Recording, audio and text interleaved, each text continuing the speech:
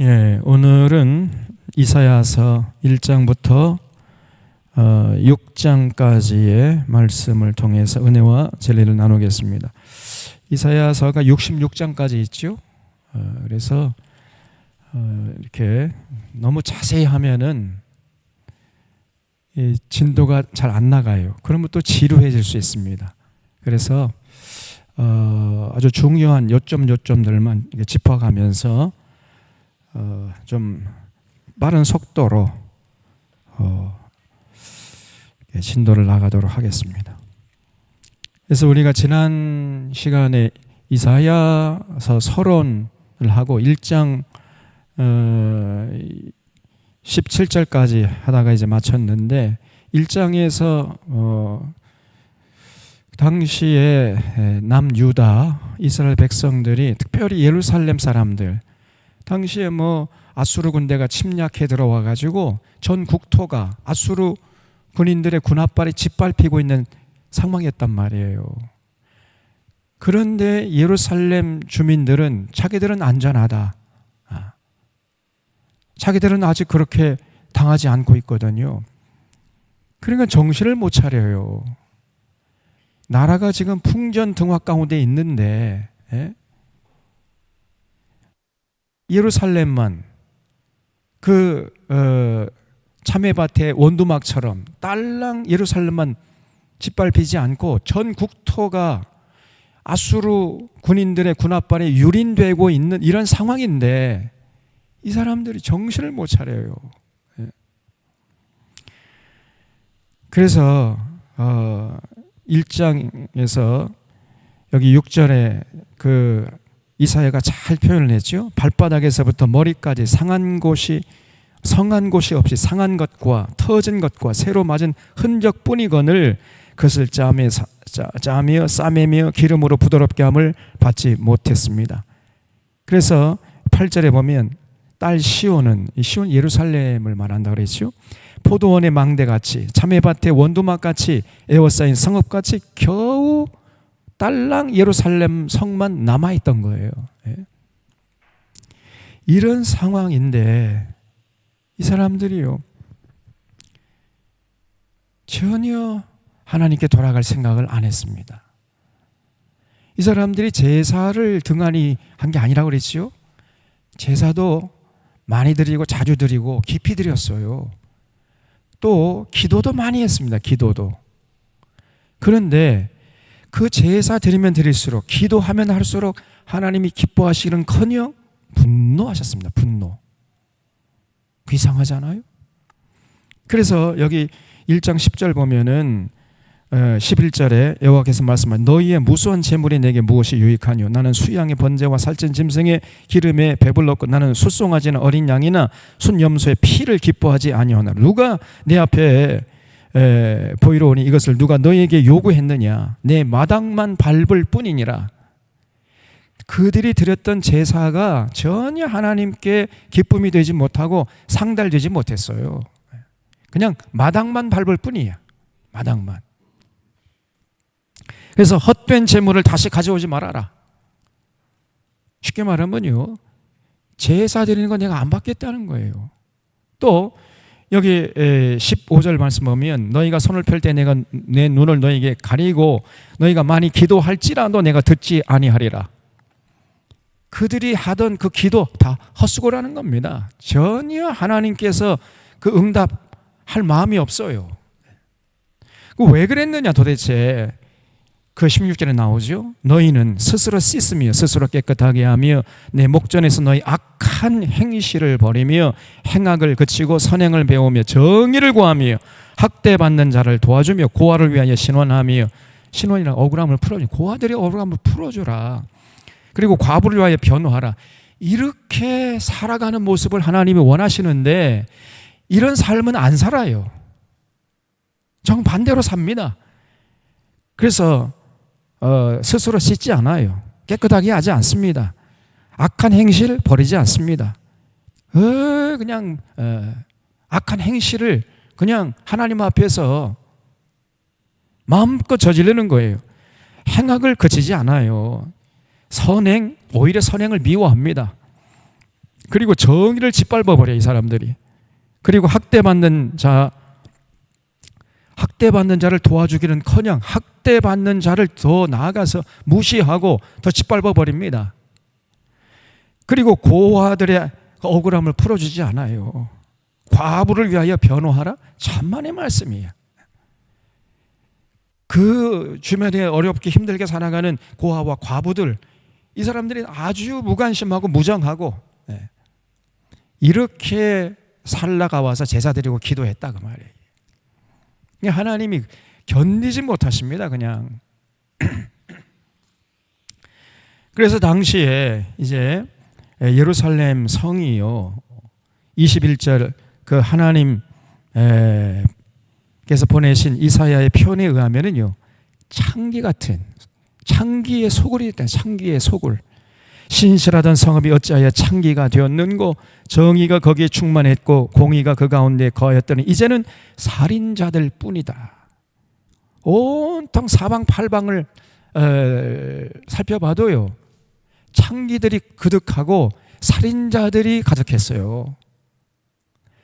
그러니까 당시 예루살렘은 남유다의 지도층들이 살던 동네였거든요. 남유다 지도층들, 왕들, 그 고관들, 고관 대작들, 그 부인들, 이런 사람들이 전부 다 창기들이고 창녀들이고 살인자들이었단 말이에요. 이 권력을 남용하게 해가지고 백성들 위해 군림하고 고열을 빨아대고 온갖 권력을 남용해가지고 자기 뱃속 챙기는데 혈안이 돼 있었으니까 그 당시에 예루살렘이 하나님의 공의와 정의 땅에 짓밟히고 이제는 살인자들과 창기들이 가득했단 말이죠. 오늘날 대한민국이 뭐 그런 창녀 같은 이런 자가 지금 영부인이 되어 있잖아요. 네? 이게 나랍니까 이게?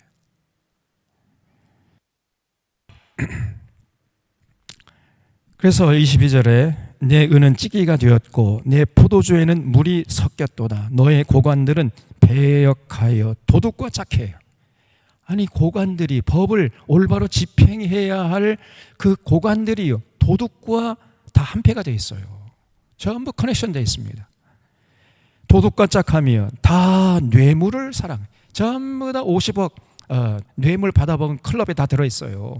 그런데 다 무죄야 무죄. 50억을 받아 먹었든지 뭐 상관하지 않고 전부 무죄입니다. 그냥 무죄 방면이에요. 오늘날 대한민국 똑같아요. 그런 것들이 대통령이고 법무부 장관이고 국방장관이고 뭐 이런 자리에 다 앉아가지고 윗세를 부리고 있습니다. 고관들이 전부 다 패역해요. 도덕과 짝하고 다 뇌물을 사랑하고 예물을 구하고 고아를 위하여 신원하지 아니하며 과부의 성사를 수리하지 아니하는도다 그러지. 그 김행이라는 여자는요 그 청문회 하다가 도망쳐 버렸어. 나 참 제가 이 70평에서 살다가 이런 경우는 진짜 너무 당황스러워요. 제가 당황스럽습니다. 어쩌면 저렇게 눈 하나 깜빡하지 않고 국민들을 전혀 의식하지 않거든요. 그냥 자기들 하고 싶은 대로 해버려. 그냥 자기들 생각하는 대로 말해버리고 그래도 아무 일이 생기지 않습니다. 무법천지예요. 무법천지. 이 대한민국이 지금 예? 나라의 국법과 질서가 다 어디로 가버렸어요. 이래도 되는 겁니까 이거? 아니 청문회장에 나온 사람이 지 마음에 안 들다 그냥 가버려. 그래 나타나지도 않아. 어디 가니 연락도 안 된다는 거예요. 그런데 좀 있다가 이제 장관으로 임명하고 이게 도대체 이 나라가 이게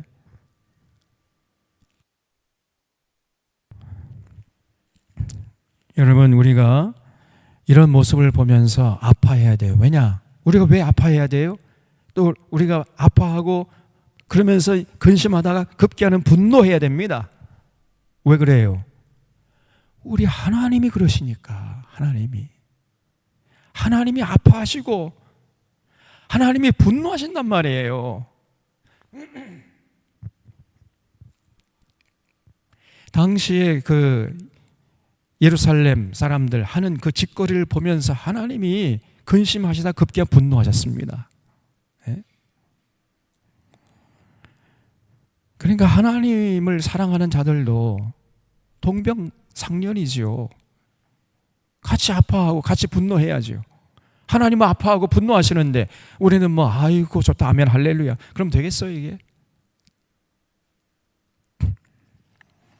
그래서 여기서 우리가 꼭 기억해야 할 것은 뭐냐면요, 우리 하나님은 우리의 삶을 보신다는 겁니다. 삶. 우리가 드리는 종교적인 행위에 속아 넘어가시는 분이 아니에요. 종교적인 행위는 이거는 과정이지 결과가 아닙니다. 그리고 종교적인 행위를 통해서 삶의 현장에 나가서 거기서 하나님의 영광이 되어야 돼요. 하나님의 기쁨이 되어야 돼요. 근데 이 사람들은 당시에 예루살렘 사람들은 열심히 제사 드렸다니까요. 열심히 기도했어요. 종교적인 행위는 열심히 했습니다. 그런데 문제는 삶의 현장에 나가서 완전히 세상 사람보다 더 세속적으로 살아버렸어요. 더 속물인간으로 살아버렸어요. 하나님이 그걸 보시고 못 견뎌 하시는 거예요. 하나님이 우리의 삶을 보신다는 것을 우리 사랑하는 사랑하는 교우들은 언제나 잊지 마시기를 바랍니다. 그래서 삶이 뒷받침되지 않는 종교적인 행위, 이거는 전부 무효라 그랬죠. 전부 무효예요. 전부. 교회에서도, 교회 강단에서도 신앙적인 행위를 강조하기보다는 삶의 현장에 나가서 하나님의 뜻을 받들어 살아가는 삶을 더 강조해야 돼요. 그 비율로 따지자면 한 2대 8 정도, 3대 7 정도, 그 정도 돼야 됩니다. 오히려 그 메시지의 그 무게중심이 어디가 있어야 되느냐? 삶의 현장에 나가서 하나님의 뜻을 받들어 사는 삶에 거기에 메시지의 무게중심이 가 있어야 돼. 근데 오늘날 그렇습니까? 한국교회가? 한국의 강단에서 외치는 그 설교의 내용들을 면밀히 분석해 보면요, 그냥 종교적인 행위만 강조해. 열심히 예배드리고 열심히 기도하고 열심히 찬양하고 헌금 많이 바치면 하나님이 복 주시는 것처럼 이렇게 설교하고 있잖아요. 지금 얼마나 잘못된 것입니까? 우리 하나님은 절대 그런 분이 아니세요. 오히려 삶이 뒷받침되지 않는 종교적인 행위에 분노하신다니까요. 그래서 이쪽 동네, 이 삶의 현장에 나가 살아가는 그 삶, 이쪽 동네를 더 많이 강조해야 되는데 거기에 하나님이 더 관심이 많으신데 여기에 대해서는 오늘 한국교회 목사들이 별로 관심도 없고 메시지도 별로 거기 강조하지 않아요. 그 교인들도 여기 관심이 없어. 그냥 오로지 신앙적인 종교적인 행위, 그냥 예배드리고 그냥 주일 하루 빠지면 그냥 자기 하나님께 벌 받을 거죠. 벌벌 떨어요 그냥. 그렇다고 해서 예배 빠지는 얘기 아닙니다. 신앙적인 행위, 기도하고 찬양하고 예배드리고 헌금 바치고 이거는 2%, 나머지 98%는 삶의 현장에 나가서 살아가는 삶에 하나님이 관심이 있다 그 말이에요. 근데 2%만 하고 다 한 줄 알아. 나머지 98%는 엉터리치 멋대로 해버려요. 그리고 이 역사에 대해서 전혀 무관심하고 무지하고 무정하고 오히려 정반대의 짓을 해버려요. 이게 오늘 한국교회입니다. 대형교회일수록 더 그래요. 더 타락의 정도가 더 심합니다. 이 교회라고 할 수가 없어요. 그러니까 하나님이 이런 한국교회를 보시면서 오늘날 근심하시다가 분노하신다는 거예요. 전부 다 창기들 살인자들 뿐이야 이게.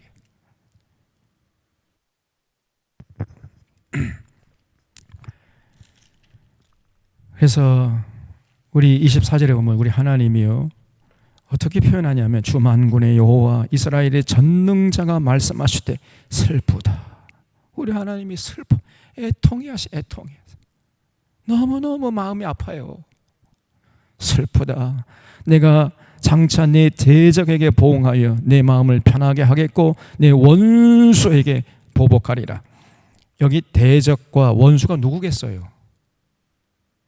예루살렘 주민들이 예루살렘 주민들이 하나님 앞에서 패역한 짓을 서슴지 않으니까 스스로 하나님의 대적과 하나님의 원수가 되어버렸단 말이에요. 네, 그래서 그놈들 가만두지 않겠다. 이는 말씀하시는 것입니다, 여러분.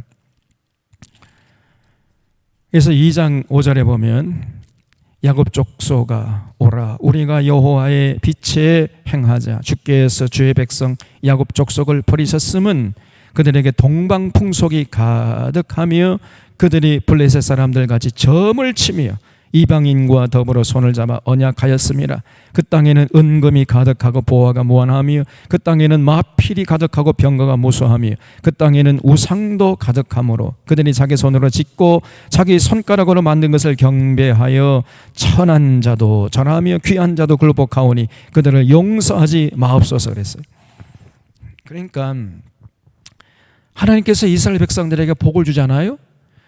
그러면 그 복을 가지고 하나님께 영광을 돌리는 것이 아니라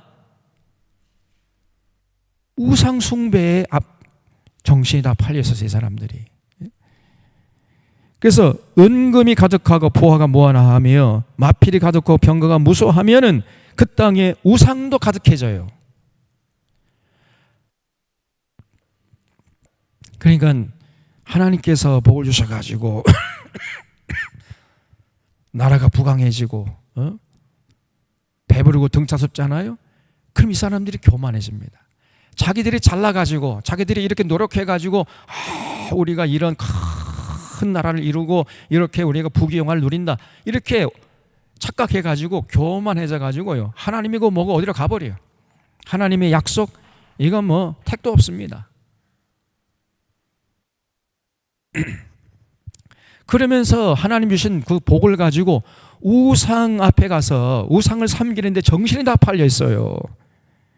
그래서 8절 다시 보면 그 땅에는 우상도 가득하므로 그들이 자기 손으로 짓고 자기 손가락으로 만든 것을 경배합니다. 아니 자기들이 며칠 전에 만들었잖아요. 그 며칠 전에 만들기 전에는 그 통나무에 불과한 것이고 돌멩이에 불과한 거 아닙니까? 나무 조각에 불과한 것이고 돌멩이에 불과한 것인데 거기에다가 자기들이 이렇게 조각을 했어요. 조각을 해가지고 그거를 우상으로 만들었고 이게 신이다 하면서 그 앞에 절을 해. 자기들이 만들고 자기들이 세운 그 돌이나 나무 조각 앞에 그걸 신이라고 하면서 섬기고 있단 말이에요.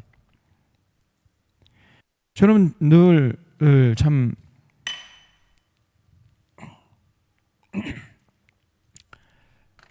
오늘 이 시대에 참 이런 넌센스가 없는데 뭐가냐면요. 얼마 전에도 보니까 뭐 어떤 그 경기장 경기 대회에 출전하는 모양이에요. 출전하기 전에 야 이번에 우리가 대회 출전해가지고 참 우승하고 참 금위 한양할 수 있도록 도와달라 해가지고 돼지 머리를 앞에 놓고 돼지 머리 앞에 절을 하고 있더라고. 참 기가 막히죠. 돼지 머리가 자기들을 이기게 해준다 해가지고 돼지 머리 앞에 무릎을 꿇고 절을 해요. 이 포스코도 뭐 신년 되면 돼지 머리 앞에 놓고 절을 하고 그러죠. 전에는 했었죠. 지금 안 해요? 조금 나아졌습니까? 누가 없앴습니까? 정장로님이?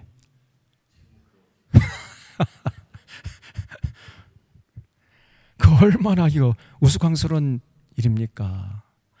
돼지머리 자기들이 죽여놓고 거기에 그 삶아놓고 그걸 돼지머리 앞에 그 신이라고. 아이고 똑같은 짓을 했어요. 당시 예루살렘 사람들이. 자기들이 나무 조각이나 돌멩이 쪽에 불과한 것을 거기다가 이렇게 우상을 새겨놓고 그걸 신이라고 하면서 그 앞에 절을 해대요. 그리고 그 우상, 그 바알 선지자들의 가르침을 따르니까 하나님과 맺은 언약은 잘 가버리게 팽개쳐버리는 것이요. 그래서 자기 손으로 짓고 자기 손가락으로 만든 것을 경배하며 천한 자도 절하며 귀한 자도 굴복하오니 그들을 용서하지 마옵소서. 하나님께서요 아주 질색팔색하십니다. 그냥 이 사람들이 그러면서 교만을 해요. 그래서 내심으로는 자기들이 잘났다 이렇게 교만을 하니까 17절 보세요. 그 날에 자고한 자는 다른 말로 표하면 교만한 자는 굴복되며 교만한 자는 낮아지고 여호와께서 홀로 높임을 받으실 것이요 우상들은 온전히 없어질 것이며 사람들이 암혈과 토굴로 들어가서 여호와께서 땅을 진동시키려고 일어났을 때 그 위엄과 그 광대하심의 영광을 피할 것이라 그랬어요. 그 교만한 사람들 이제 하나님이 심판하신다는 거예요. 그 여호와의 날이 가까이 오는데 그 여호와의 날은 승리의 날이고 기쁨의 날, 구원의 날이 아니고 패망의 날이고 죽음의 날이고 심판의 날이고 그래서 두려움의 날이라는 겁니다. 이제 그 날이 다가오고 있다는 거예요. 그래서 3장에 보면 1절에 보라 주 만군의 여호와께서 예루살렘과 유다가 의뢰하며 의지하는 것을 하나님께서 이제 제하여 버릴 것이라 그랬어요. 곧 그가 의지하는 모든 양식과 당시 남유다 특별히 예루살렘 사람들은 먹을 것이 많았거든요. 그래 그 양식을 자꾸 의지해. 쉽게 말해 오늘날 은행 통장에 잔고가 많으니까 이것들이 하나님을 의지하기보다 은행 통장에 잔고를 의지하는 거죠. 모든 양식과 그가 의지하는 모든 물과 용사와 전사와 재판관과 선지자와 복술자와 장로와 50부장과 귀인과 모사와 정교한 장인과 능란한 요술자를 그리하실 것이며 그렇죠? 그래서 하나님께서 그 예루살렘 사람들이 의지하는 모든 것을 다 그냥 싹 쓸어버리시겠다는 거죠. 그래서 여기 8절에 예루살렘이 멸망했고 유다가 엎드러졌으면 그들의 언어와 행위가 여호와를 거역하여 그의 영광의 눈을 범하였습니다 그랬죠. 그들의 언어와 행위, 다시 말해 그들의 삶의 현장에서의 삶이 전혀 하나님의 뜻에 부합된 삶이 아니었단 말이죠. 그리 주일날에 나와서 열심히 제사 드렸단 말이죠. 열심히 찬양하고 기도했어요. 그런데 문제는 삶의 현장에서 그들의 언어와 행위가 여호와를 거역하는 겁니다. 전혀 하나님의 뜻을 받들지 않았어요. 그렇게 살아가. 그러다 또 와가지고 주일날 되면은 또 그냥 하나님 사랑한다고. 주님 제가 사랑합니다. 그래 하나님이 기가 막혀요 그냥. 예. 네 진심이 어디에 있느냐 너. 하나님이 기가 막히신다니까요. 우리 하나님은 우리 종교적인 행위를 보시는 것이 아니라 우리 삶을 보신다니까요. 언어와 행위가 하나님을 대적을 해. 그래 놓고는 주일날 와가지고 또 하나님 사랑한다고 고백하니 하나님이 그냥 기가 찰노릇이단 말이에요.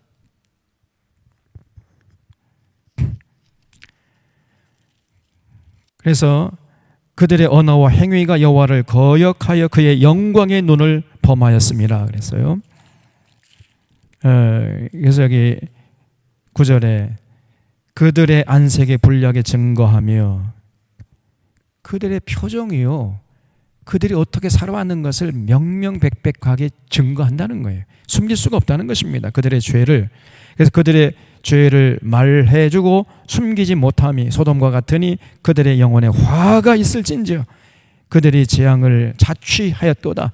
너희는 의인에게 복이 있으리라 말하라. 그들은 그들의 행위의 열매를 먹을 것이며 악인에게는 화가 있으리니 이는 그의 손으로 행한 대로 그가 보응을 받을 것임이라 그랬죠.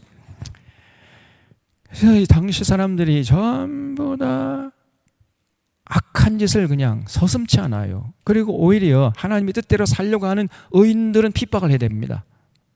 의인을 악인이라고 해버리고 악인을 의인이라고 해버려요. 그래서 내 백성을 학대하는 자는 아이요 다스리는 자는 여자들이라.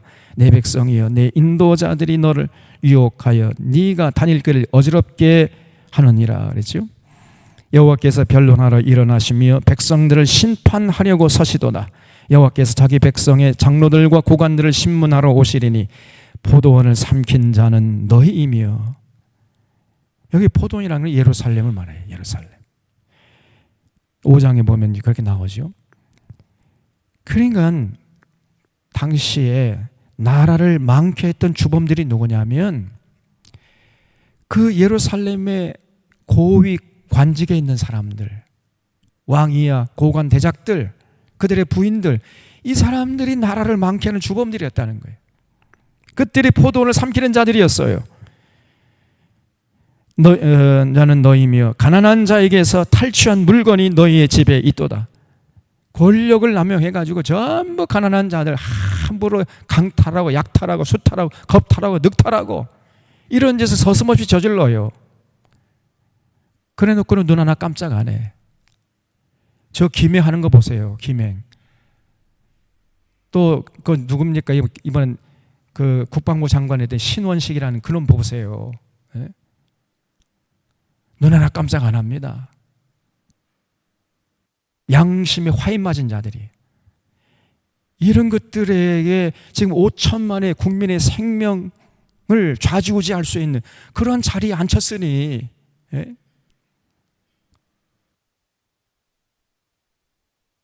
저 윤석열에 저놈은 나라를 지금 망하기로 작정한 놈이 틀림없다니까요. 어떻게 감히 그런 짓을 할 수 있습니까? 예? 지금 국민들은 안중에도 없어요. 저건 지 멋대로 자기 하고 싶은 대로 하겠다는 거죠.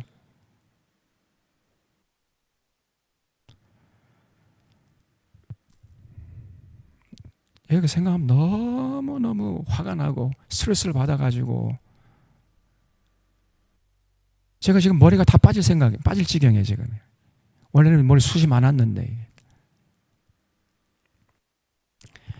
여기 소갈머리가 없어요. 다 지금 다 빠져가지고.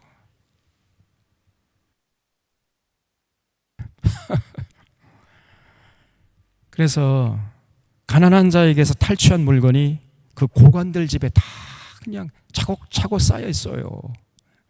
하나님이 그걸 다 보고 계시는 겁니다. 그런데 이놈들이 또 주일을 되면 와가지고 하나님 사랑합니다 그러면서 제사 드리고 기도했다 그 말이에요. 그래 하나님 기가 찰 노릇이죠. 너희가 어찌하여 내 백성을 짓밟으며 가난한 자의 얼굴에 맷돌질을 하느냐. 야, 이렇게 잔인한 놈들이 있습니까? 얼굴에 맷돌질하면 어떻게 되는 거예요 이게? 주 만군의 여호와 내가 말하였느니라. 우리 하나님이요 이런 것들 그냥 가만두겠습니까? 여러분 우리 하나님이 살아계십니다. 그런 것들 오늘 이 시대에도 과거나 오늘이나 내일이나 가만두지 않아요. 반드시 심판하시는 하나님이십니다. 그래서 16절 이하를 보면 당시에 이 여성들, 이 고관 대작들의 여성들, 이 바알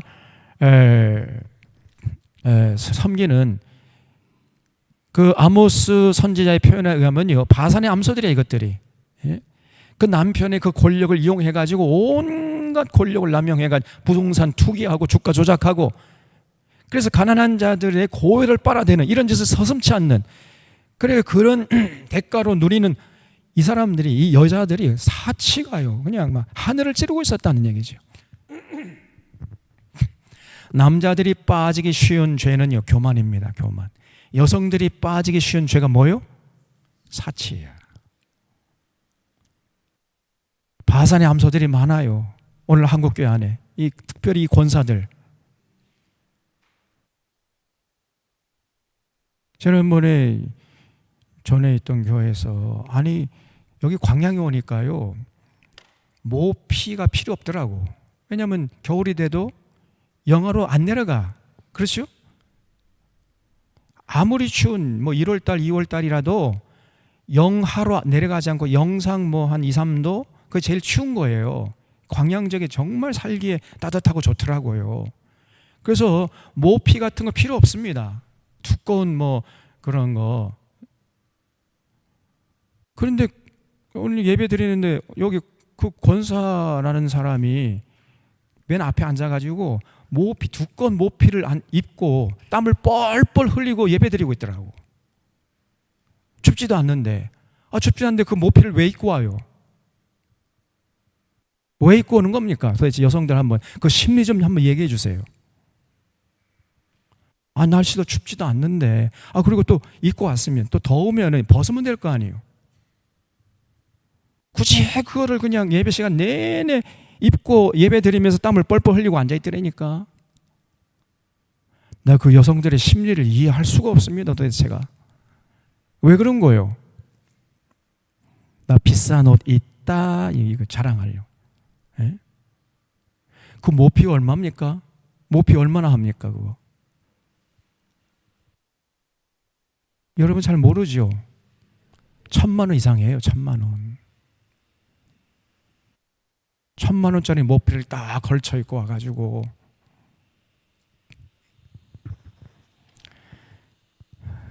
그거는 하나님이 기뻐하시는 게 아닙니다.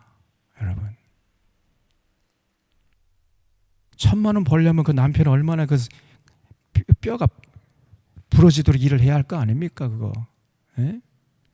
그 모피 옷 안 입으면 1,000만 원 안 벌어도 되잖아. 그럼 1,000만 원 벌 시간에 여유가 생기잖아요. 얼마나 그 삶이 여유가 있고 그 모피 옷을 입어야 돼. 또 여성들은 또 작은 걸 좋아한대. 작은 거 5천만 원짜리 다이아몬드 이런 거. 참나. 그런 거 꼭 끼고 다녀야 그게 만족합니까? 도대체 왜 그런 거예요? 왜? 그 있어도 되고 없어요. 나는 이게 불편해가지고 끼질 못했던데 이거 반지 같은 거 이해할 수가 없습니다. 근데 당시에 이 예루살렘의 이 고관 대작들의 이 부인들 이거 보세요. 얼마나 사치했는가. 16절 보세요.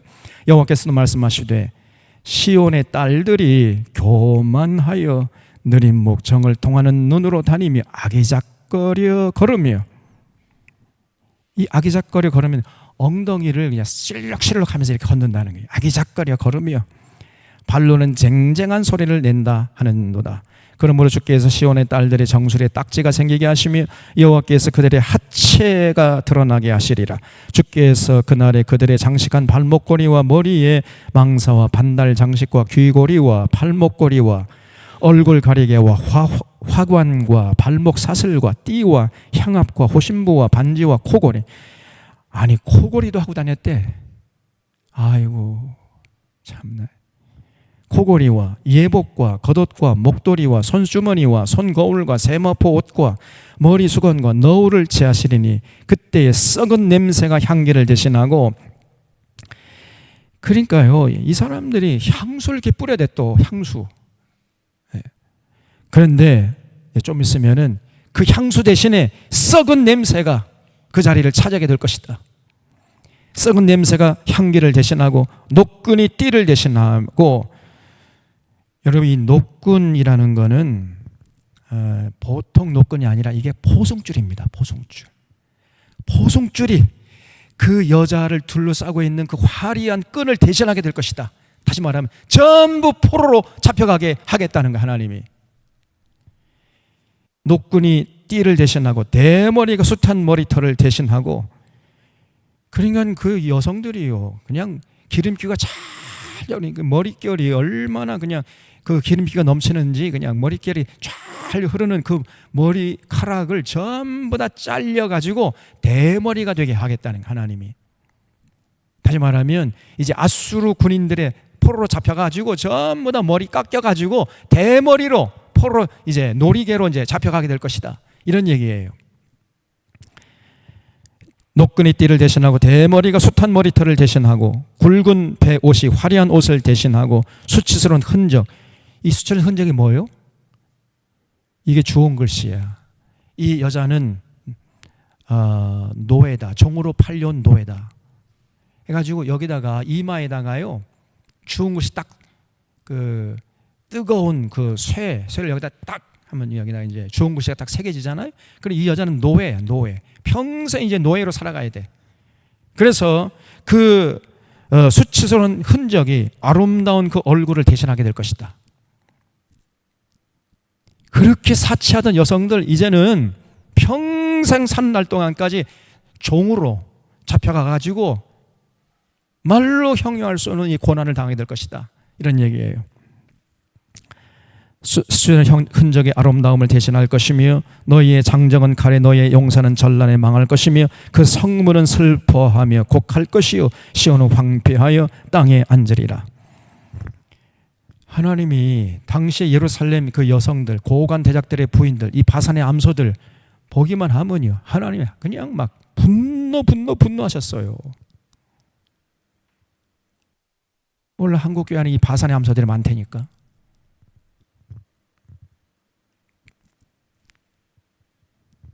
장로 부인들, 권사들 이런 것이 때로 몰려다니면서 전혀 하나님을 두려워하지 않고 그저 이 썩어질 한 몸 그냥 사치하는데 거기에 혈안돼 있어요. 우리 교회는 뭐 그런 분이 안 보입니다만은 그 참 감사한 일이기도 하죠. 저는 그 용납이 안 됩니다. 정말로.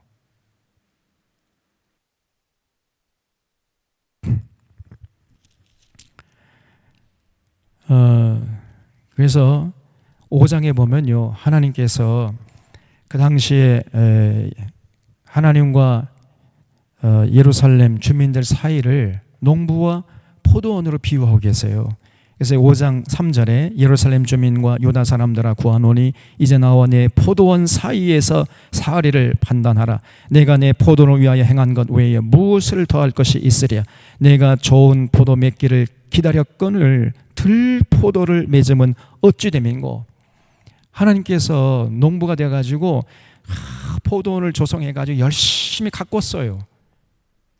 그래서 이제 그 포도나무를 통해서 상품에 포도 열매를 기대했는데 포도나무가 들포도 열매를 맺고 말았어요.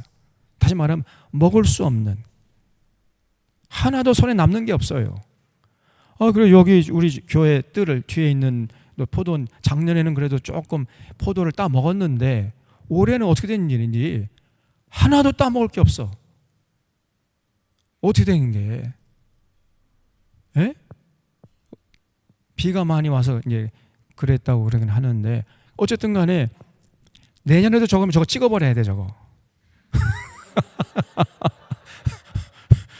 아니 저 애지중지 해가지고 거름도 주고 나집사님이 그냥 그렇게 가꾸는데 이 들포도 열매를 맺으니 말이 먹을 게 있어야지. 하나님이 지금 그런 심정이에요, 여러분. 지금 하나님께서 예루살렘 주민 열심히 사랑을 쏟아붓고 가꿨어요. 때가 되면은 거름을 주고 뭐 가지치기도 하고 열심히 포도나무 가꿨는데 들포도를 맺어버려. 들포도를 먹을 수가 없는. 그러니까 여기 4절 다시 보면은 내 포도를 위하여 행한 것 외에 무엇을 더할 것, 그러니까 더할 것이 없을 정도로 최선을 다해서 하나님이 예루살렘 사람들을 돌봤단 말이죠. 그래서 성령의 열매를 주렁주렁 맺기를 원했는데 그냥 하나님 앞에 오히려 하나님이 분노하신 짓만 골라서 해버려요. 거짓말하고 악행을 하고 도둑질을 하고 강탈하고 득탈하고 수탈하고 겁탈하고 이런 짓을 서슴없이 저질러요. 절대로 권력 남용하지 말아라. 그래. 권력을 남용해. 그냥 뇌물 받지 마. 전부 뇌물 받아먹어. 이것들이 거짓 쫄고 거짓 수 쓰지 말아라. 전부 부동산 투기하고 50억 클릭에 다 들어가. 그러니 하나님이 기가 막히는 거예요. 좋은 포도 맺기를 기다렸거늘 들포도 맺으면 어찌 됨인고. 이제 내가 내 포도원에 어떻게 행할는지 너에게 이르리라. 내가 그 울타리를 걷어 먹힘을 당하게 하며 그 담을 헐어 짓밟히게 할 것이요 내가 그것을 황폐하게 하리니 다시는 가지를 자름이나 북을 돋우지 못하여 찔레와 가시가 날 것이며 내가 또 구름에게 명하여 그 위에 비를 내리지 못하게 하리라. 다시 말해 하나님이요, 아무짝에도 쓸데없는 이 포도나무 그냥 다 싹 쓸어버리시겠다는 거예요. 다시 말해 예루살렘 하나님이 쓸어버리시겠다는 겁니다. 아무짝에 쓸데없잖아요. 여러분, 포도나무는 열매를 먹기 위해서 키우는 거지요. 그렇죠? 포도나무를 가지고 열매가 없으면 그거 가지고 뭐 가구를 만들겠습니까? 뭐 화목을 삼겠습니까? 아무것도 할 수가 없어요. 포도나무는 오직 열매 먹기 위해서 키우는 건데 열매를 맺지 않으니 아무짝에도 쓸데없는 거지요. 당시 예루살렘이 그랬다는 거예요. 오늘 한국계 똑같습니다. 가지만 무성하고 하나님께서 원하시는 열매는 아무것도 찾을 수가 없어. 그러니 하나님이 찍어버리시겠죠. 가만두겠습니까? 그래서 내가 구름에게 명하여 그 위에 비를 내리지 못하게 하리라 하셨으니 물은 만군의 여호와의 포도원은 이스라엘 족속이요 그가 기뻐하시는 나무는 유다 사람이라. 그들에게 정의를 바라셨더니 도리어 포악이요 그들에게 공의를 바라셨더니 도리어 부르짖음이었도다. 하나님께서 원하시는 건 뭐냐면요, 하나님이 기대하시는 건 뭐냐면 정의와 공의예요. 더불어 사는 이 세상을 만들어 다오, 이걸 하나님이 그토록 원하시는데 그런 하나님의 뜻을 완전히 짓밟아 버립니다. 그러면서 포악한 짓을 하고 뭐 수많은 사람들 위에 군림해야 하니까 이 서민들이 그냥 죽을 지경이에요. 그래서 하나님께 나가서 그냥 하나님 좀 살려달라고 부르짖는 그 부르짖음이 하늘에 가득 차 있어요. 그래서 여기 8절에 가옥에 가옥을 이으며 전토에 전토를 더하여 빈틈이 없도록 하고 이 땅 가운데서 홀로 거주하려 하는 자들, 한마디로 말하면 당시 예루살렘의 부자들이에요. 부자들. 이 부자들이 전토에 전토를 더하고 가옥에 가옥을, 가옥이 몇 채가 되는지 알 수가 없어요. 막 가옥이 뭐 10채, 20채, 어떤 사람은 50채 갖고 있는 사람도 있습니다. 땅도요, 얼마나 땅이 많은지 몰라. 오늘 뉴스 들으니까 그 누구야? 그 윤석열이 그 장모, 그 경기도 또 땅 또 숨겨둔 땅이 또 발견됐대. 또 땅이 얼마나 많은지 알 수가 없어요. 전토에 전토를 자꾸 더해. 이런 것들 화가 있을 것이다.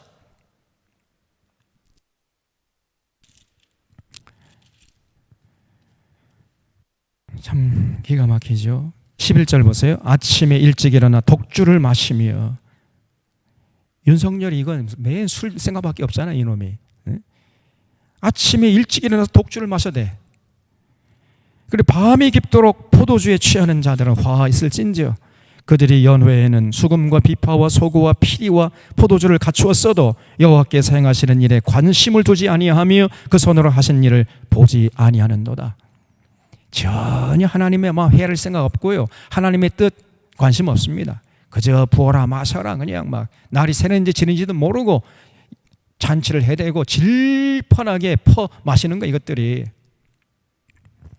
그런 것들 하나님께서 다 보고 계십니다. 가만두지 않겠다는 거예요. 13절에 그러므로 내 백성이 무지함으로 말미암아 사로잡힐 것이요. 거기 줄쳐 주십시오. 그러면 백성들은 책임이 없느냐? 똑같은 죄를 범한다는 거예요. 똑같은 죄. 무슨 죄? 무지한 죄. 여러분, 무지한 죄도 큰 죄예요, 이게. 예? 지도자는 교만한 죄, 사치하는 죄, 권력 남용의 죄, 큰 죄지만은 백성들은 뭐냐? 그런 자들이 지금 잘못되고 있다는 것을 알고 그것들을 하라고 해야 되는데 그걸 요구하지 않는, 아무것도 알지 못해요. 그냥 무지하고 무관심하고, 이게 큰 죄입니다. 이걸 뭐냐면 방관죄야. 방관죄. 방관죄도 하나님의 큰 죄예요. 그래서 내 백성은 무지함으로 말미암아 사로잡힐 것이다. 이 무서운 얘기예요. 그래서 제가 늘 얘기하잖아요. 리더십도 심판받지만 팔로우십도 병들면 반드시 심판받는 나예요. 그래서 올바른 지도자를 따라가야지, 잘못된 지도자 따라갔다가는 우리가 뭐 압니까? 뭐 지도자니까 따라갈 뿐인데 우리가 무슨 죄가 있습니까? 그거 통하지 않습니다. 잘못된 지도자 따라간 죄가 커요. 잘못된 지도자들의 죄만큼 똑같이 하나님이 그 책임을 물게 될 것입니다.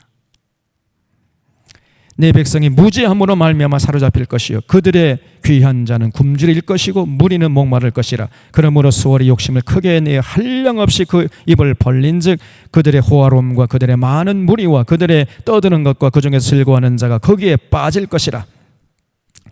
이 18절 보세요. 거짓으로 끈을 삼아 죄악을 끌어. 이 사람들 입만 열면 거짓말 해야 돼. 윤석열처럼. 네, 저 바른 말 하는 걸 못 봤습니다. 지금까지 끊임없이 백성, 국민들을 향해서 거짓말을 해내요.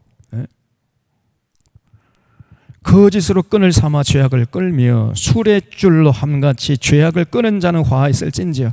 그들에게 이르기를 그는 자기의 일을 속속히 이루어 우리에게 보게 할 것이며 이스라엘의 거룩한 이는 자기의 계획을 속히 이루어 우리가 알게 할 것이라 하는도다. 악을 선하다 하며 정반대로 합니다. 악을 악하다 하는 게 아니라 악을 선하다 그래버려요. 저 신원식이나 김행이나 그 누구야 또 이번에 문화체육부 장관 유인춘, 저것들은 역사의 쓰레기들이거든요. 썩어서 냄새가 풀풀 나는 이런 것들을 그 중요한 자리에다 앉혀버렸단 말이죠. 악한 사람들인데 선한 사람이라고 이렇게 권력의 중심부에 앉혀버려요. 윤석열 제정신이 아닙니다. 저거에. 악을 선하다 하며 선을 악하다 하며 흑암으로 광명을 삼으며 광명으로 흑암을 삼으며 쓴 것으로 단 것을 삼으며 단 것으로 쓴 것을 삼는 자들은 화 있을진지요. 전부 다 거꾸로예요. 거꾸로. 그 가치관이 완전히 병들어 버렸습니다.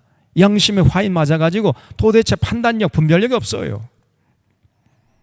그런 자를 대통령 자리에 계속 앉혀둬야 되겠습니까?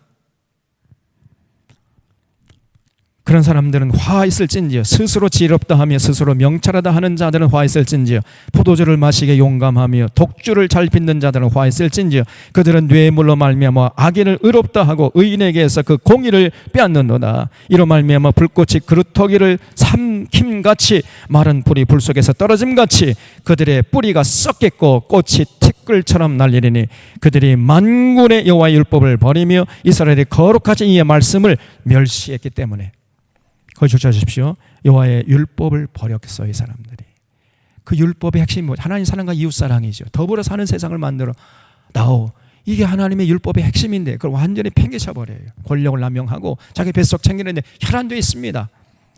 그러한 삶의 결과로 하나님이 분노하셔서 그 예루살렘을 가만두지 않겠다. 이렇게 하나님께서 말씀하신 거예요. 그래서 하나님께서 이스라엘 백성들에게 노를 바라시는데 25절에 자기 백성 노를 바라시고 그들 위에 손을 들어 그들을 치신지라 산들은 진동하며 그들의 시체는 거리 가운데 분토같이 되었도다. 그럴지라도 그 노가 돌아서지 아니하고 그 손이 여전히 펼쳐져 있느니라. 하나님이 화를 잘 안 내시지만 일단 화를 내시잖아요. 무섭습니다, 여러분. 그 분노를 잘 그치지 않으세요. 그래서 하나님이 분노하시기 전에 빨리 회개하는 게 상책인데 이 어리석은 이스라엘 백성들, 예루살렘 주민들 전혀 회개할 줄 몰라요. 그래서 하나님께서 그 노를 돌이키지 않아가지고 그 손을 여전히 그들 향해서 펼쳐가지고 그들 심판하시는데 심판의 방법이 뭐냐? 이방 군대 보낸다는 이방 군대. 26절 보세요. 또 그가 기치를 세우고 먼 나라들을 불러 땅 끝에서부터 자기에게로 오게 하실 것이라. 다시 말해 이방 군대를 하나님이 보내신다는 거죠. 당시 이방 군대는 아수르 군대였죠. 아수르 군대를 보내가지고 니놈들을 쓸어버릴 것이다. 또 바벨론 군대 보내가지고 니놈들을 쓸어버릴 것이다. 이런 얘기예요. 보라 그들이 빨리 달려올 것이로되 그 중에 곤비파에 넘어지는 자도 없을 것입니다. 그래서 27절 이하는요, 그 이방 군대가 얼마나 강한 군대인가를 묘사하고 있는 내용이에요. 27절 보면 그 중에 곤피파여 이방 군대 군인들 중에 곤피파가 넘어지는 자가 없을 것이고 조는 자나 자는 자도 없을 것이며 그들의 허리는 풀리지 아니하며 그들의 들매끈은 끊어지지 아니하며 그들의 화살은 날카롭고 모든 활은 당겨졌으며 그들의 말굽은 부싯돌 같고 병거 바퀴는 회오리 바람 같을 것이며 그들의 부르짖음은 암사자 같을 것이요 그들의 소리 지름은 어린 사자들 같을 것이라. 그들이 부르짖으며 먹이를 움켜 가져가 버려도 건질 자가 없음이로다. 그날에 그들이 바다 물결같이 물결 소리같이 백성을 향하여 부르짖으니 사람이 그 땅을 바라보면 흑암과 고난이 있고 빛은 구름에 가려서 어두리라. 다시 말씀드리면 아수르 군대, 바벨론 군대가 하나님이 보내시는 하나님의 군대라는 거예요. 그래서 그 하나님의 군대를 당할 자가 없다는 것입니다. 그 정도로 강하고 용맹스러운 군대를 하나님 보내가지고 하나님의 택한 이스라엘 백성들, 예루살렘 주민들을 쓸어버리시겠다, 이런 얘기예요. 그 정도로 당시에 이사야가 하나님께 부름받을 당시에 남유다 백성들이 타락했단 말이죠. 그들이 종교적인 행위 등한히 했기 때문에 하나님이 분노하신 게 아닙니다. 종교적인 행위를 열심히 했다니까요. 그런데 삶의 현장에 나가서 하나님의 율법을 팽개쳐버리고 무시하고 이스라엘의 거룩하신 말씀을 멸시해버려요. 그러면서 지 멋대로 살아가. 권력에 취해가지고 더 속물 인간으로 살아가요. 그러면서 또 주일날 꼬박꼬박 나와서 예배드렸다, 그 말이에요. 그래서 이런 상황에서 하나님께서 이제 더 이상 견디지 못해가지고 6장에 보면 이제 이사야를 부릅니다. 6장 1절에 우시야 왕이 죽던 해에, 그때 이제 이사야가 하나님께 부름받았다는 거지요. 내가 본즉 주께서 높이 들린 보좌에 앉으셨는데 그의 옷자락은 성전에 가득했고 스랍들이 모시고 섰는데, 거기 스랍이라는 거는 원래는 세라핌입니다. 세라핌. 하나님 보좌를 지키는 천사들은 두 종류예요. 하나는 세라핌이라는 그런 천사가 있고, 두 번째는 케루빔이라는 천사가 있어요. 성경에서는 세라핌을 스랍이라고 번역을 해놨고 케루빔은 그룹이라고 번역을 해놨어요. 근데 지금 이사야가 봤던 하나님 보좌를 지키는 천사들은 스랍이라고 해놨죠. 이 스랍은 세라핌입니다. 원래는 이 세라핌은 날개가 6개고요 하나님 보좌를 이렇게 호위하는 천사예요. 거기에 비해서 케루빔이라는 천사가 있는데 그 날개가 4개입니다. 그리고 이 천사가 하는 일은 뭐냐면은 하나님의 뜻을 수행하는, 하나님이 명령하시면 그 명령한 바를 이렇게 수행하는 수행 천사예요. 그래서 스랍이라는 천사는 이사야가 봤고요. 또 케루빔이라는 천사는 에스겔서 1장과 10장에 보면은 그 그룹이라는 얘기가 나오거든요. 에스겔 선지자가 봤던 천사는 케루빔이라는 천사였고 이사야가 봤던 천사는 세라핌. 날개가 6개였단 말이죠. 그래서 스랍들이 모시고 섰는데 각기 6날개가 있어 그 둘로는 자기 얼굴을 가리었고 둘로는 자기 발을 가리고 그 둘로는 날며 서로 불러 이르되 거룩하다 거룩하다 거룩하다 만군의 여호와여 그 영광이 온 땅에 충만하다라 하더라. 이같이 화답하는 자의 소리로 말며 문지방에 터가 요동하며 성전의 연기가 충만한지라. 이때 내가 말하되 화로다 나여 망해가 되었도다. 나는 입술이 부정한 사람이며 나는 입술이 부정한 백성 중에 거주하면서 만군의 여호와이신 왕을 배웠습니다. 이렇게 낙심하고 막 두려워하고 있는데, 그때 그 수랍 중에 하나가 부르젓가락으로 제단에서 잡은 바 핀 숯을 손에 가지고 내게로 날아와서 그것을 내 입술에 대며 이르되 보라 이것은 내 입에 닿았으니 내 악이 채워졌고 내 죄가 사해졌는다. 이렇게 하나님께서 이사야의 죄를 다 용서하시고 이제 불렀다는 거지요. 그래서 너무나 이사야가 감동을 받아가지고 하나님께 이제 8절 보세요. 내가 또 주의 목소리를 들으니 주께서 이르시되 내가 누구를 보내면 누가 우리를 위하여 갈꼬 하시니 그때 내가 이르되 내가 여기 있나이다 나를 보내소서. 그거 주셔주십시오. 이사야가요 자원했어요. 내가 여기 있나이다 나를 보내소서. 우리 사랑하는 사랑의 교울도 하나님께서 누가 우리를 보내면 내가 누구를 보내면 누가 우리를 위하여 갈꼬 할 때 하나님 제가 여기 있습니다. 저를 보내주시옵소서. 이렇게 나서는 자들이 다 되어주시길 주님의 이름 부탁드립니다. 여러분, 그때 9절에 그랬더니 여호와께서요 이사야를 기뻐하시면서 하시는 말씀이 이제 사명을 주세요. 소명과 사명은 다른, 소명은 부른다는 거고 사명은 그 부른 자들에게 주어진 미션이에요. 일이죠. 일. 어떤 일을 주셨느냐. 8절 9절 보세요. 여호와께서 이르시되 가서 이 백성이 이르기를 너희가 듣기는 들어도 깨닫지 못할 것이요 보기는 봐도 알지 못하리라 하여 이 백성의 마음을 둔하게 하며 그들의 귀가 막히고 그들의 눈이 감기게 하라. 염려컨대 그들의 눈으로 보고 귀로 듣고 마음으로 깨닫고 다시 돌아오고 고침을 받을까 하노라. 이런 이상한 사명을 주셨어요. 그 전에 예언자들은 저들 가가지고 그들 깨닫게 해서 하나님께 돌아오도록 그런 사명을 주셨는데 이사야에게 주신 사명은요 저들의 조금 뚫린 귀도 막아버리고 조금 떠진 눈도 다 그냥 감기게 해가지고 아예 내게 돌아오지 못하게 해라. 이런 사명을 주는 거예요. 정반대의 사명이었어요.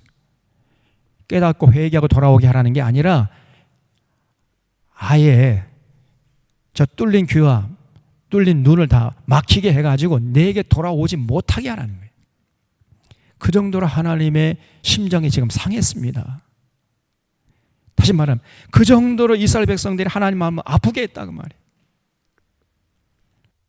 그래서 저것들 또 뭐 깨닫고 눈으로 보고 귀로 듣고 마음으로 깨닫고 다시 돌아와가지고 아이고 하나님 회개합니다 뭐 어쩌고 저쩌고 그러면 그거 또 하나님께서 또 용서하지 않을 수가 없으니까 하나님께서 그거 원치 않는다는 거예요. 그래서 너 가가지고 저 사람들 조금 떠진 눈도 그냥 감기게 하고 뚫린 귀도 막히게 해서 내게 돌아오지 못하게 해라. 저것들 그냥 이런 사명을 주신 거예요. 그러니까 이 이사야가요 참 곤란하지 않겠습니까? 그래서 11절에 내가 이르되 주여 어느 때까지 하면 됩니까? 했더니 주께서 대답하시되 성읍들이 황폐하여 주민이 없으며 가옥들에는 사람이 없고 이 토지는 황폐하게 되며 여호와께서 사람들을 멀리 옮기셔서 이 땅 가운데 황폐한 곳이 많을 때까지 하라는 거예요. 다시 말하면 예루살렘 성이 폐허가 될 때까지 그렇게 해라. 남유다가 망할 때까지 그렇게 하라. 이게 이사야에게 주어진 사명이었어요. 그래서 이사야는요 뭐 당시 그 권력층들, 저 윤석열이나 이런 그 한동훈 이런 것들 이제 회개 때가 지났습니다. 회개 못해요. 저것들 죽어도 못합니다. 저것들 조금 뚫린 귀, 떠진 눈도 다 막히게 해가지고 절대로 하나님께 돌아오지 못하게 하라. 이렇게 미션을 주신 거예요. 하나님이요 이 정도로 지금 마음이 상하신 겁니다. 그 자비하신 하나님이 오죽했으면 이렇게까지 말씀하셨겠어요. 네? 그래서 여기 13절 그 중에 10분의 1이 아직 남아있을지라도 이것도 황폐하게 될 것이나 밤나무와 상수리나무가 배임을 당하여도 그 그루터기는 남아있는 것 같이 거룩한 씨가 이 땅에 그루터기니라 하시더라. 13절 쫓아주십시오. 그러나 이렇게 완전히 칠흑 같은 어둠이 임해가지고 모든 사람이 타락한 것 같지만은 그러나 그 중에도 그 땅에 아직 타락하지 않는 거룩한 씨가 그루터기 같은 그런 사람들이 남아있다는 거예요. 그래서 그런 거룩한 씨를 통해서 하나님께서 하나님의 역사를 지금까지 이어져 왔던 것입니다. 어느 시대나 마찬가지예요. 다 타락하고 뭐 영적 어둠이 짙게 깔린 그런 시대라 할지라도 가만히 보면요 아직까지도 타락하지 않고 믿음을 굳게 지키는 올바른 의인들이 있어요. 공의를 행하고 진리를 추구하는 이런 하나님께서 기뻐하시는 삶을 살려고 애쓰는 이런 사람 많지는 않습니다. 많지는 않지만은 그러나 극소수지만은 그러나 그런 사람들이 있어요. 그런 사람들이 그 땅의 그루터기예요. 간절히 바라기는 오늘 우리 사론의 교우들이 오늘 이 대한민국 사회와 한국 교회에 거룩한 씨 그루터기가 되어주시기를 주님의 이름 부탁드립니다. 그런 사람들을 통해서 하나님께서 이 어둠의 역사를 뚫고 하나님의 뜻을 지금까지 연연히 맥을 이어오시는 거예요. 대부분의 사람들은 다 타락할지라도 극소수의 창조적인 소수가 있어요. 모든 역사 마찬가지입니다. 그래서 많은 사람들 기대할 수 없어요, 여러분. 오히려 많은 사람들이 모인 곳에는 정말 진리를 찾기 힘든 세상이 되었습니다. 극소수, 소수가 모인다 할지라도 지금 여러분들만이라도 이 땅에 거룩한 씨가 되어서 이 땅의 그루터기가 되어주시면 여러분을 통해서 하나님의 역사를 하나님께서 이어가실 줄로 믿으시기 바랍니다. 그런 자들이 되어야 돼. 그런 자들. 남유다 예루살렘이 전부 다 썩어버렸어요. 그러나 아직 바알에게 무릎 꿇지 않은 그 땅에 거룩한 씨 그루터기 바알에게 무릎 꿇지 않은 7천 명이 남아 있었단 말이죠. 그 사람들 통해서 하나님의 역사가 이어져 왔다는 것입니다. 이걸 잊지 마시고 주변 사람들이 다 이렇게 하니까 우리도 그렇게 하자. 그거 통하지 않아요. 진리는 숫자가 있는 게 아닙니다. 수로 결정하는 게 아니에요. 그래서 우리 사랑하는 샤론의 교우들이 정말 하나님 사랑하고 하나님의 뜻을 받들어 성실하게 정직하게 살아가는 삶을 통해서 하나님의 기쁨이요 하나님의 영광이 되어주시기를 주님의 이름 부탁드립니다. 기도하겠습니다.